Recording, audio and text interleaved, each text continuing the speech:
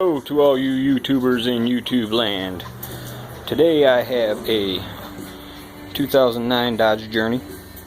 I'm going to be replacing the rear hub bearing assemblies. I've done a lot of them on GM vehicles. I've never done it on one of these, so I looked on YouTube and I couldn't find any videos and tutorials on exactly how to do these. So I just jumped into it, and the other side is done already.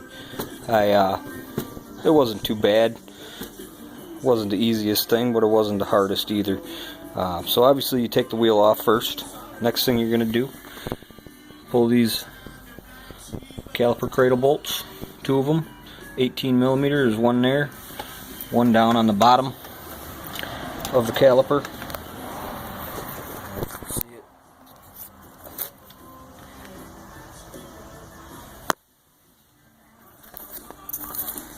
Okay, so once you get those out, you can flop this caliper assembly off to the side. Some guys like to pull the caliper away from the cradle. To me, it's just easier to remove two bolts, flop that whole thing, the whole assembly out of the way. So once you get those out, then you can spin your spindle nut off. It's a 32mm, and I use a crowbar, pry bar to hold the assembly from spinning as I'm trying to get that nut off of there. And once you get that off and the caliper off, your rotor will come off and you'll be down to the bearing itself, and I'll be back in a minute to show you that. Okay, so we got the caliper out of the way, got the rotor out of the way. Now there's 4 bolts hold this whole assembly on here. One there, 2 on the bottom. And how you access these bolts, the bolt head is actually up in here, and the same all the way around. They're kind of a pain in the ass to get to. What I found, they're pretty rusty, so I stuck a small screwdriver back there and kind of busted as much rust off as I could. And as well as that, I also took a hammer and wrapped on this piece here, the bearing, just whacked that sucker a couple good swats along with the spindle assembly as well, to try to jar this thing loose and, you know, maybe try to break them bolts free before I even get a ratchet on them to break them free. It seemed to help pretty well on the other side, so I did the same thing over here, and those are 16mm bolt heads. This is what I'm using. It's just a short extension with a 16mm socket, and you can get to them fairly easy. I mean, it's kind of a pain, but I've had worse. So also I sprayed where the bolt head, or where the bolt comes through the bearing assembly. You see right there, you can't see it too well in this video, but you can see the end of the bolt comes out of the end of the bearing assembly there. I squirted that whole thing down with some penetrating oil, let it soak for a minute. Sometimes that helps to help you break free, because if you strip out one of them bolt heads back there, you're basically screwed. So try to avoid that at all costs. So we'll be back in a minute to show you how it goes. Here we go again. I got the bolts out fairly easily. I think whacking this assembly with a hammer, it definitely helps to get them bolts out. And here's the bolts here. There's only 3 of them here. The other one's still stuck back there because the CV shaft, the CV boot here, is kind of in your way, and it's a bitch to get these bolts out past that. They do come out. It is possible. But you can see how rusty them bad boys are, and you know, it'd be real easy to round one of those off, and if you did that, that would be, you know, I don't even want to think about how you'd try to get them damn things out if you rounded one of them off. It wouldn't be fun. I know that much. So a little bit of penetrating oil, And like I said, whack this son of a gun with a hammer, 4 or 5 good raps, just to kind of break everything free and loosen them up. They came out fairly easy. Once you get the socket on them, you know, make sure you get your socket seated down on that bolt head real good, and they should come out fairly easy for you. Your next step is going to be to take a hammer, come in on this angle, and whack this until this starts to separate. This whole unit here, from here forward, is going to separate from the spindle assembly, I guess you would call it, or knuckle, whatever that is, but it'll separate, and you're going to have to work at it.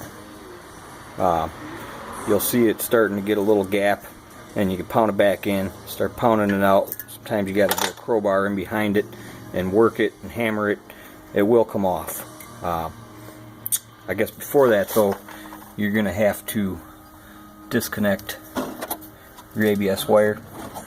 It plugs in right here, and Chrysler and their fantastic engineering decided they were going to stick this damn wire every spot like this.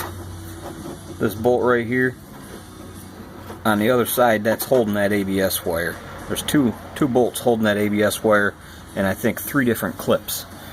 And sometimes those are more of a pain in the ass than actually taking the damn bearing off. At any rate, disconnect that wire, get it all freed up, and then you can start whacking on your bearing there, get that sucker off of there. We'll be back in a minute. Okay, so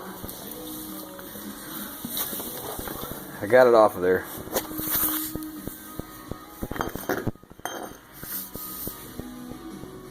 That sucker was stuck. It was not fun.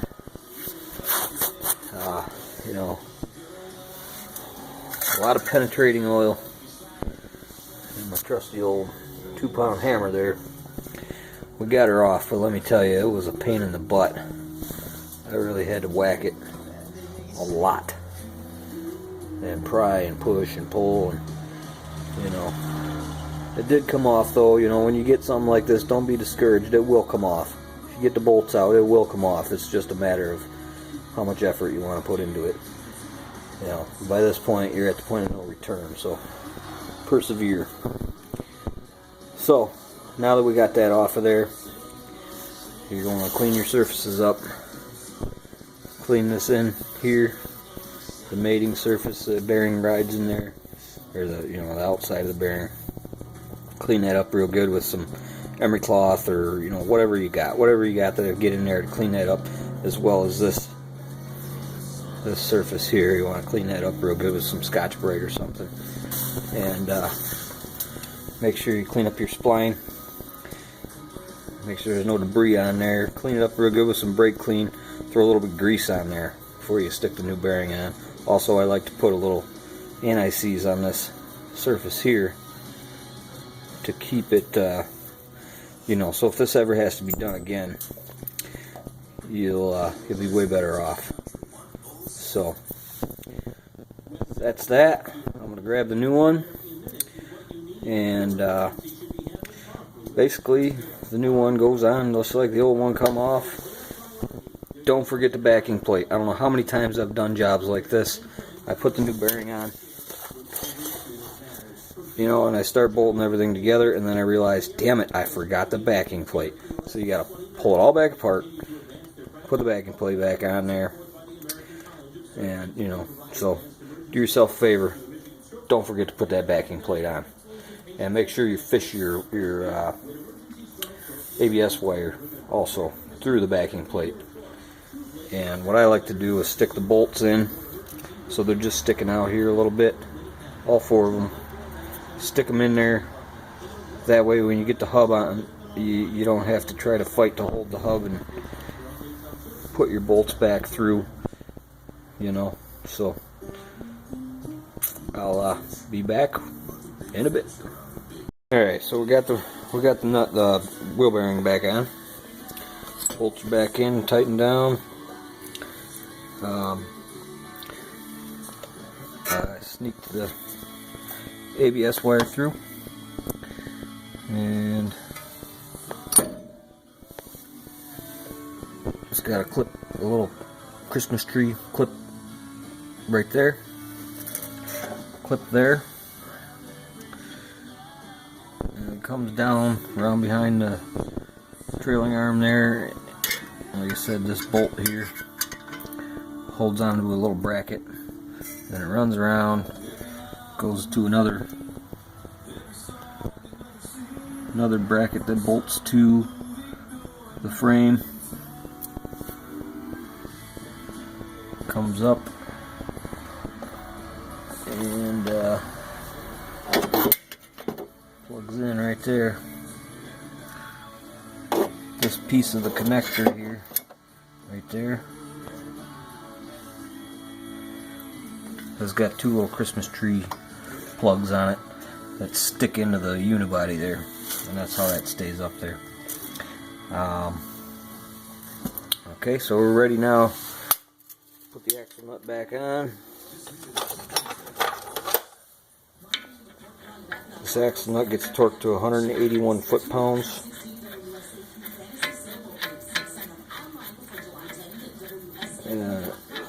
Torque on these wheel bearings assemblies is pretty important.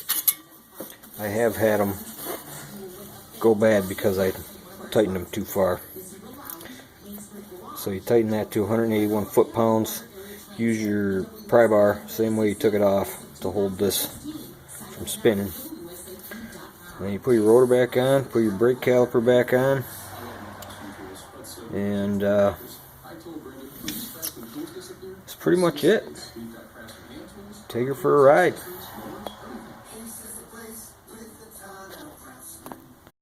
Okay, so we're all done.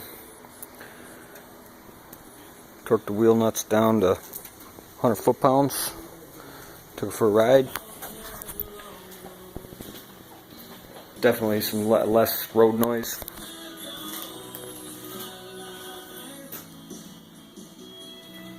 And this is what fell off the bottom of the car from pounding on that damn bearing so hard.